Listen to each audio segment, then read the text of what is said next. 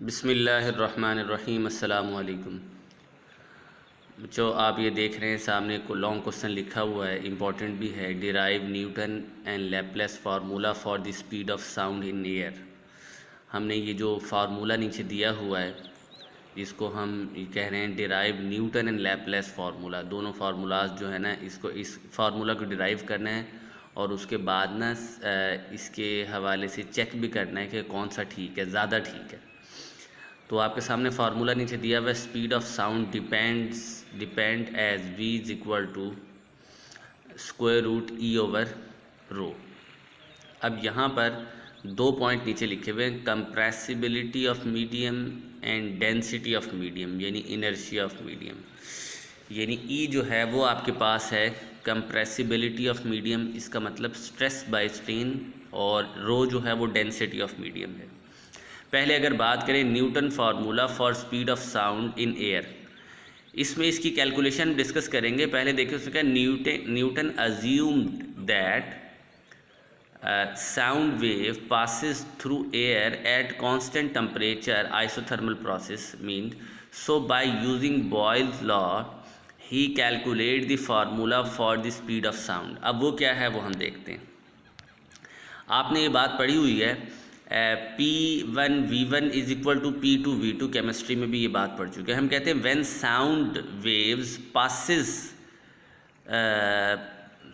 Pressure increase and volume decrease.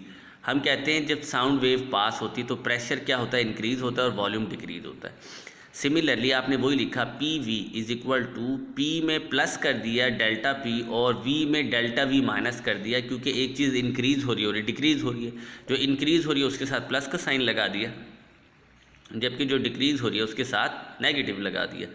अब जब इसको हमने मल्टीप्लाई किया तो पहला बना पी वी, दूसरा बना माइनस पी डेल्टा वी, तीसरा बना डेल्टा पी वी माइनस, फिर लास्ट में बना डेल्टा पी। अब ये जो डेल्टा पी है हमने स्मॉल क्वांटिटी है तो हम इसको नेगलेक्ट कर देंगे, इसको तो हमने वैसे ही हटा दिया, बिल्कुल ही स्मॉल है, नेग्लेजिबल टाइप। अब हम ये तीन बीच वाली तीन रह गई, P V minus P delta we और प्लस वी डेल्टा पी, ये हमारे पास रह गए। अब पी वी इधर भी है उधर भी, दोनों साइडों से क्या कैंसिल हो गया। आपके पास फिर बच क्या गया, आपके पास बच गया 0 is equal to minus P delta V plus V delta P. तो इसको अगर डिवाइड करेंगे दूसरी साइड पे लाएंगे तो प्लस का हो जाएगा, तो प्लस का हो जाएगा, फिर इसको डिवाइड कर देंगे, p is equal to delta P over delta V over V, यानी ऊपर वाला स्ट्रेस हो गया और नीचे वाला स्ट्रेन हो गया। तो प्रेशर बेसिकली आपके पास क्या आ गया, ये आपके पास मॉडुलस या कंप्रेसिबिलिटी बन के आ गया। तो हम P की E जहाँ लिखा था उसकी जगह P भी पुट कर सकते हैं, याद रखिएगा, जहाँ पर E लिखा था यानी सॉरी जहाँ पर P लिखा था उसकी जगह E पुट कर सकते हैं, दोनों क्योंकि एक दूसरे के बराबर हैं, एक ही बात है। तो वो जो ऊपर फार्मूला था हमने उसको क्या करना है कि उस फार्मूले में V is equal to E by rho लिखा था स्क्वायर रूट के अंदर, तो हमने E बाय रो की जगह P बाय रो लिख दिया। एटमॉस्फेरिक प्रेशर आपको पता है 1.01 मल्टीप्लाई 10 पावर 5 न्यूटन पर मीटर स्क्वायर होता है, ये कांस्टेंट वैल्यू है। दूसरी उसने कहा है यहाँ पर रो इज इक्वल टू 1.29 किलोग्राम पर मीटर क्यूब, ये हमारे पास एयर का डेंसिटी आ गई। तो दोनों की वैल्यूज पुट की, 280 मीटर पर सेकेंड स्पीड हमारे पास आई। हमने कहा an experimental value of speed is 332 metre पर सेकेंड, तो 16% का डिफरेंस आया है न्यूटन के एक्सपेरिमेंट के मुताबिक। फिर लैपलेस की बात करें, बेसिकली लैपलेस ने इसको ज़्यादा ठीक किया और लैपलेस का जो परसेंटेज एरर है वो भी कम आया, तो इसको नाम ही हमने लैपलेस करेक्शन का दे दिया। Laplace assume that during compression and rarefaction temperature of system changes, but during compression and rarefaction energy is transfer from one place to another due to fast response under adiabatic. अब ये adiabatic process वैसे basically तो chapter 11 में है, लेकिन अभी आप इसका फार्मूला याद कर लें, ये है पी वी तो है लेकिन पावर में दिया हुआ गैमा, और गैमा जो है ये कांस्टेंट है, उसने लिख दिया इन कांस्टेंट गैमा। और कांस्टेंट गैमा किसके बराबर होता है? CP/CV, यानी constant pressure divided by constant volume. तो गैमा की वैल्यू एयर में 1.4 होती है। बस फिलहाल आपने इतना याद रखना है, क्योंकि ये टॉपिक अभी हमने 11 चैप्टर में पढ़ना है। एडियाबैटिक प्रोसेस के हवाले से, या ये जो इसने दिया हुआ PV की पावर गैमा। अब हम क्या करते हैं, PV की पावर गैमा है, ऊपर वाले फार्मूलाज देखें हम पुट कर रहे हैं। P में प्लस कर दिया डेल्टा P और V में डेल्टा V माइनस कर दिया। P में डेल्टा P प्लस किया और V में डेल्टा V माइनस किया, और V की ऊपर पावर यहाँ वैसे ले ली गैमा। अब जब यहाँ से V की पावर गैमा ये कॉमन निकालेंगे तो 1 माइनस डेल्टा V/V बन जाएगा ना उस ब्रैकेट के अंदर। जाहिर है एक V इधर मौजूद है और होल की पावर गैमा है, तो एक V उधर है, दूसरा V दूसरी जगह पे तो डेल्टा V है। अगर यहाँ से भी V निकालेंगे तो नीचे एक V बन जाएगा, आ जाएगा, क्योंकि ऊपर भी मल्टीप्लाई करो नीचे भी मल्टीप्लाई करो, तो ऊपर वाला कॉमन चला गया, नीचे यहाँ रह गया 1 माइनस डेल्टा V/V। तो ये V जो है आपके पास गैमा वाला दोनों साइडों पे आ गया, इसको कैंसिल कर दिया हमने।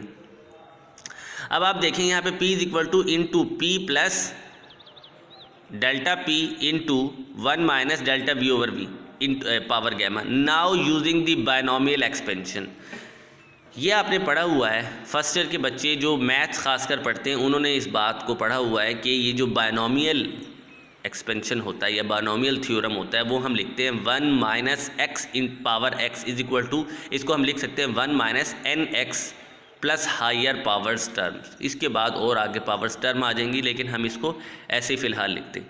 इतना हमें क्योंकि चाहिए, एक स्टेप तो आगे हम एक्सपेंड कर ही नहीं रहे। तो इसी तरह हमने 1 minus gamma into delta V/V plus dot dot करके लगा दिया, जिस तरह ऊपर बायनॉमियल एक्सपेंशन लगा हुआ है। अब यहाँ पर हमने क्या किया, जो इसके बाद वाली टर्म्स हैं वो इतनी स्मॉल है कि हमने उनको तो हटा दिया, नेगलेक्ट कर दिया इसके बाद वाली टर्म्स जो है। तो सिर्फ हमने ले लिया 1 माइनस गैमा डेल्टा V/V। इसको हमने मल्टीप्लाई अब किया P से, एक दफ़ा P को 1 से किया तो P आ गया, फिर P को गैमा डेल्टा V से किया तो आ गया गैमा P डेल्टा V/V, फिर डेल्टा P को 1 से किया तो वही आ गया, फिर डेल्टा P को किया minus gamma delta P delta V/V, ऐसे आ गया। अब वो ये कहता है कि सपोज़ P जो है ज़ाहिर है P से क्या हो जाएगा, कैंसिल हो जाएगा। P से क्या हो जाएगा, कैंसिल हो जाएगा। और जहाँ पर गैमा और डेल्टा P हैं ये तो दोनों स्मॉल हैं, तो इसको भी हम क्या कर देंगे, नेगलेक्ट कर देंगे, क्योंकि स्मॉल स्मॉल से मल्टीप्लाई हो तो वो और स्मॉल हो जाता है। तो इसी तरह यानी इसका मतलब ये है कि 1/4 से मल्टीप्लाई होगा तो और 1/16 हो गया ना, और कम हो गया। सिमिलरली यही बात है कि गैमा इंटू डेल्टा P वाली टर्म हम इसको कैंसिल कर देंगे। इसके बाद आप देख रहे हैं कि P एक साइड पे दूसरी साइड पे भी है, तो वो वाला हमने क्या किया कि यहाँ पर एक P दूसरे P से कैंसिल कर दिया, और डेल्टा P जो है वो इसी साइड पे रहा, गैमा वाला दूसरी साइड पर गया तो ये प्लस का हो गया, नेगेटिव वाला क्या हो गया, प्लस का हो गया। अब आप देख रहे हैं कि गैमा P जो है बाकी delta V over delta V इधर डिवाइड कर दिया, ये वही बन गया स्ट्रेस ओवर स्ट्रेन। ये क्या बन गया, वही स्ट्रेस ओवर स्ट्रेन, यानी डेल्टा P जो है जाहिर है स्ट्रेस है, प्रेशर है, और डेल्टा V ओवर V ये स्ट्रेन है। तो हमने इस स्ट्रेस ओवर स्ट्रेन को E लिख लिया, यानी मॉडुलस, यानी इसको कंप्रेसिबिलिटी भी कहते हैं। तो gamma P is equal to क्या बन गया, E। पहले जो आंसर आया था वो हमारे पास आया था P is equal to E, अब आया gamma P is equal to E आ गया। तो अब हम क्या करेंगे, हम इसमें पुट कर देंगे वैल्यूज़, यानी V is equal to gamma P over rho square root. अब यहाँ पर P गैमा की वैल्यू 1.4, P की वैल्यू 1.01 मल्टीप्लाई 10⁵ पास्कल, और इसके बाद रो की 1.29 किलोग्राम पर मीटर क्यूब। ये सारी वैल्यूज़ पुट की तो 333 मीटर पर सेकेंड आ गया। This is close to the experimental value of the speed of sound. ये काफ़ी क्लोज है, क्योंकि एक्सपेरिमेंटल वैल्यू जो है स्पीड ऑफ साउंड की वो 332 है, ये 333 आ गया। पहले तो 280 आया था न्यूटन वाले उसमें, तो वो काफ़ी कम था, तो ये यहाँ पर काफ़ी करीब आ गया। तो इस तरह हमने यहाँ पर ये वाला भी कैलकुलेट कर लिया। तो अगले इंशाल्लाह वीडियो में नेक्स्ट पढ़ेंगे। जज़ाक